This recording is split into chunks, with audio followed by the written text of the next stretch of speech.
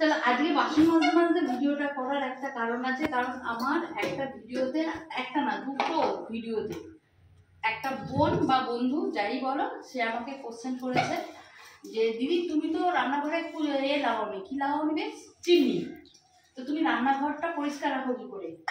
খুব easy method রান্নাঘর পরিষ্কার রাখা। প্রথম হচ্ছে এরকম একটা কসবাইট কিনবে, আর তার সাথে এরকম একটা স্পার্কেল কিনবে, যেটা শেষ হয়ে গেছে, আজকে একটা বের করবো।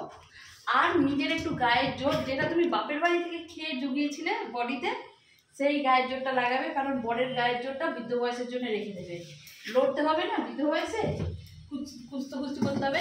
আর তার সাথে এইটা, এই যে এরকম একটা বোতলের মুখে কয়েকটা ছেঁড়া করে নেবে, আর এর মধ্যে ভিনিগার, আমার ছোট ছেলে কি হাসে, ভিনিগার, জল আর লিকুইড সোপ দিয়ে এরকম ভাবে নাড়িয়ে রাখবে, পুঁচ করে ছেড়াবে, কসবাইতে একটু গায়ের জোর দিয়ে ডলবে, নিয়ে আটা দিয়ে মুছে দেবে, বুঝেছ? চকচকে থাকবে।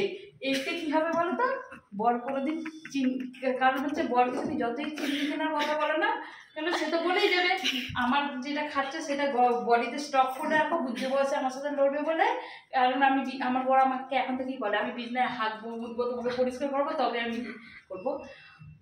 আর বাপের বাড়ি যেটা খেয়ে গায়ে জোর করছো সেটা দেয়ালে উঠাবে, বুঝেছ? চল।